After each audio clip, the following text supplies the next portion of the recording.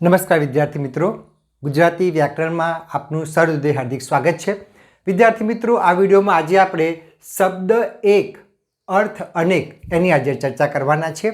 ગુજરાતીમાં ઘણા બધા એવા શબ્દો છે કે તમે એ શબ્દ એક હોય પણ એના અર્થ અલગ અલગ થતા હોય। અલગ અલગ કયા સંદર્ભમાં કે એ શબ્દ વાક્યની અંદર કઈ જગ્યાએ ઉપયોગમાં આવે છે, એ શબ્દ વાક્યમાં કઈ જગ્યાએ પ્રયોજવામાં આવે છે, એ રીતે એના અર્થ સંદર્ભો બદલાતા હોય છે। આપણે એક સામાન્ય શબ્દ જોયો છે હાર। હાર શબ્દ છે, બરાબર। તો હાર શબ્દ આપણે પરાજયના અર્થમાં પણ વાપરી શકીએ। હાર શબ્દ આપણે કતાર કે લાઈનના સંદર્ભમાં પણ પ્રયોજી શકીએ।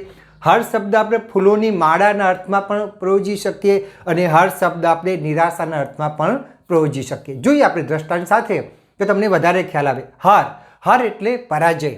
કબડ્ડીની ટીમે છેલ્લી મિનિટે હાર સ્વીકારવી પડી, તો અહીંયા જે હાર શબ્દ છે એ પરાજયના સંદર્ભમાં છે।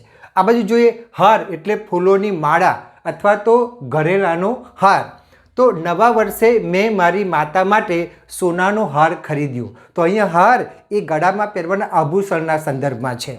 બીજો અર્થ જોઈએ, ભક્તે ભગવાનની મૂર્તિ પર ગુલાબનો હાર અર્પણ કર્યો, તો ગુલાબનો હાર એટલે ફૂલોના સંદર્ભમાં હાર, એ હાર એક જ અર્થમાં છે, બરાબર। એટલે સોનાનો હાર અને અહીંયા ફૂલોનો હાર, તો એ હાર એક ઘરેણાના અર્થમાં છે, લઈ શકાય ને ફૂલોની માળાના રૂપમાં પણ લઈ શકાય। હવે આપણે જોઈએ હાર તો કતાર કે લાઈનના અર્થમાં છે, જેમ કે રસ્તાની બંને બાજુ વૃક્ષોની એક લાંબી હાર આવેલી છે અથવા તો વિદ્યાર્થીઓ હારબંધ જઈ રહ્યા છે, તો અહીંયા હાર જે છે એ લાઈનના સંદર્ભમાં છે। આ હાર શબ્દને આપણે નિરાશાના અર્થમાં પણ આપણે પ્રયોજી શકીએ છીએ, જેમ કે સત્તા આગળ મારી ઈમાનદારીની હાર થઈ।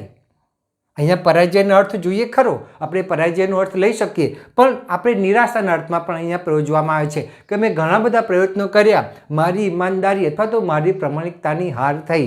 સત્તાની આગળ મારી ઈમાનદારીની કે મારી પ્રમાણિકતાની હાર થઈ। તો વિદ્યાર્થી મિત્રો, આ વિડીયોમાં તમે જોઈ શકો છો કે શબ્દ એક છે પણ એના અર્થના આયામો જુદા જુદા છે।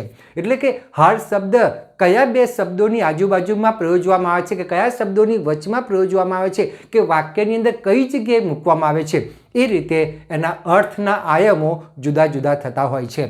તો વિદ્યાર્થી મિત્રો, આવા બીજા ઘણા બધા શબ્દો છે, તમને હોમવર્ક આપું છું કે તમારે આવા બીજા ગુજરાતીના કયા શબ્દો છે એ તમારે નીચે કોમેન્ટ બોક્સમાં લખવાના છે। વિદ્યાર્થી મિત્રો, અહીંયા મારો વિડીયો પૂરો કરું છું। જો તમને આ વિડીયો ગમ્યો હોય તો શેર કરજો અને લાઈક કરવા વિનંતી।